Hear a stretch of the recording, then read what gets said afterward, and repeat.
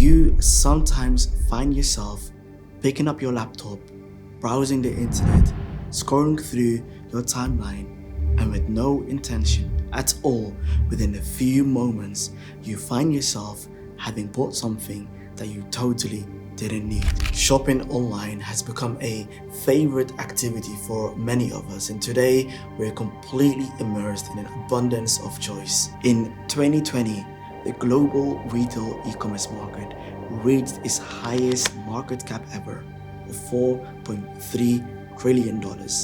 And by the end of 2022, e-commerce and online shopping is projected to grow another 30%. But while e-commerce is without a doubt making our lives easier in many ways, there's a darker, more cynical side to it. A side that doesn't care about yours or mine financial and mental health well-being. What it cares about is pure profit. And while there's nothing wrong with making a profit, this is making a profit in the most cynical and darkest way possible. Getting shoppers into traditional malls and stores is becoming a hard sell. America's insatiable appetite for online shopping. The sector has reached an inflection point. $4 billion in the value. Retail real estate will become functionally obsolete. More people shopped online this year than in store. Black market online. Black market. Dark web. The dark web marketplace. The dark web is the blending of the virtual and the actual. Today is on track to be the biggest online sales day in history, with shoppers. At the end of the Second World War, the world was divided into two opposing camps. But in no place was this divide so obvious and painful as it was in Berlin. The city was split into two, and the border between them literally tore through neighborhoods, streets, and families. This was bound to cause problems, and in June 1948, as the tensions between the USA and USSR escalated, Soviet troops blockaded the road and rail line that the US, UK, and France were using to supply West Berlin with food and coal. But with only 36 days of food supplies and 45 days of coal remaining, the residents of Berlin needed to find ways to trade with the outside world. You see, there were no mobile phones or the internet as we know it, but there was something called telex. Telex was a message transfer service which enabled the sending of messages between a network of interconnected teleprinters. During the famous Berlin airlift, when for 11 months the West was supplying Berlin by completing an average of 1,500 flights each day. Berliners were using telex to send and receive orders and invoices. It was the birth of what we now call e-commerce, but this was only the beginning.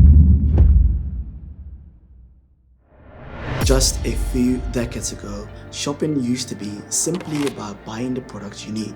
But skip ahead to today, and buying something new every week has become so normalized and turned into a lifestyle. And for those who will shop only when there's a sale, there are entire holidays and new ones being created virtually every year that have been defined by and centered around online shopping. China's Singles Day. The Black Friday frenzy. It is Prime Day. Cyber Monday is Cyber Monday takes the top spot for the new delays of Black Friday every year. Message behind all these promotion and discount days such as Amazon Prime Day, Chinese Singles Day, Cyber Monday, Black Friday, and Boxing Day is to buy more, but also to buy now, even if you don't have the money. The fear of missing out is a powerful psychological force that makes people buy products, not always because they need them, but because everyone else is buying, and that these products won't be available after this time slot. And these platforms know that very well and have weaponized their sales platforms and offers to create the illusion of scarcity and a sense of urgency for their customers to not buy at the end of the month, not next week, but to buy now. by any means necessary.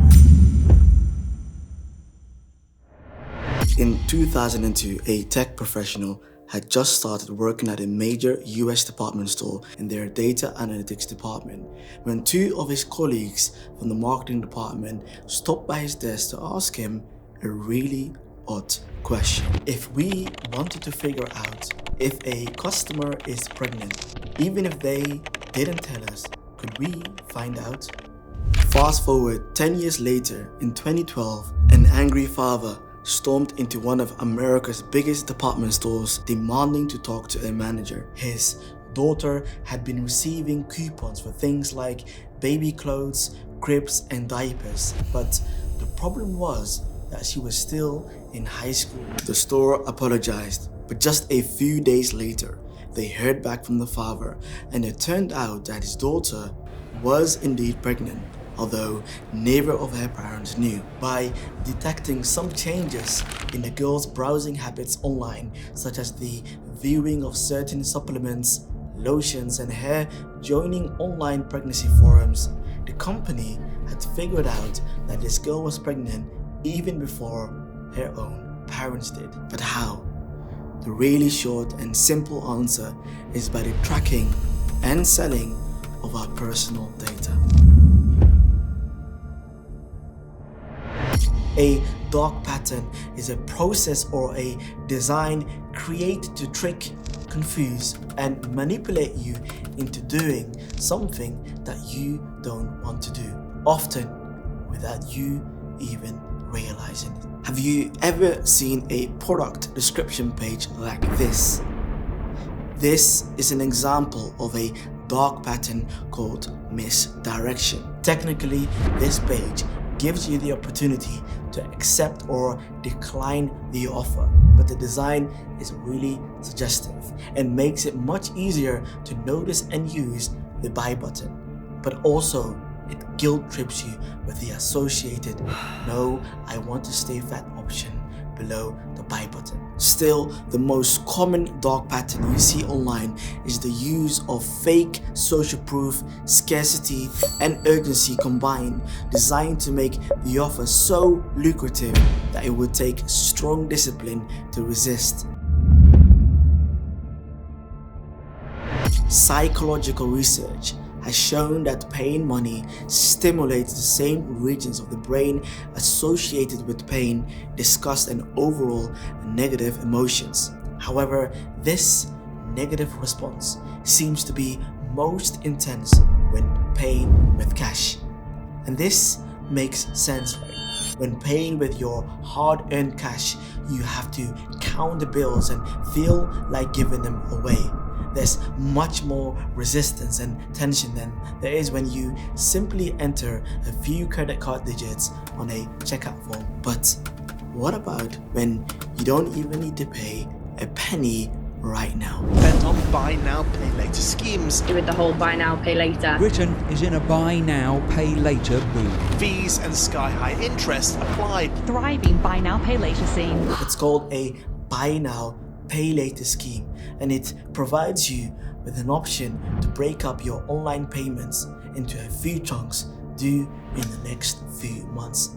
But when you look closely, you'll see that they rely entirely on hidden fees and psychological exploits to make you spend more than you can afford. The initial interest rate is set at 0%, but once you're late to just one single payment, the interest rate skyrockets to as high as 20 to 30%, which is almost double the interest rate on most standard credit cards. So, to make a profit, these lenders want and need you to be late on payments. This is why it's no surprise that the main target for buy now, pay later schemes are millennials, who on average tend to have less control over their finances. So before we wrap up this video, I want to share some advanced ways that you can protect yourself when shopping online. So my first tip would be check if any of your personal data has already been leaked. There is a chance that some of it has already been leaked and you just don't know it yet. There are multiple online tools that you can use to check your accounts for data breaches.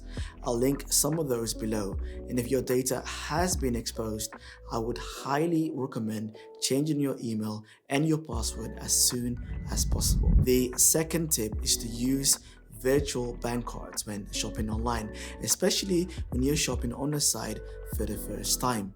A virtual bank card is a card that you essentially top up and it's not linked to your bank account in the traditional sense. I have a virtual bank card for all my online shopping, and I essentially keep the balance zero at all times unless I need to buy something. The third tip is to use an online password service for all your online shopping profiles, because when you use the same password for all your profiles, it really exposes you. If a hacker compromises one of your accounts, they'll get access to all of them.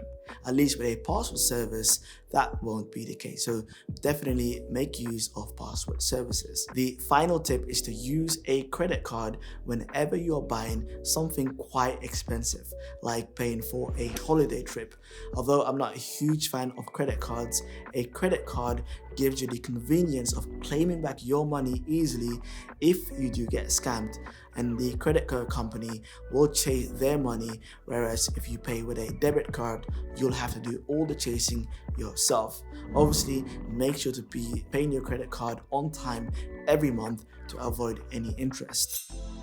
Hey friends, if you liked this last video, hit the like and subscribe button, share this channel with your friends and family, check out some of my other videos. But for now, take care and I'll see you in the next video.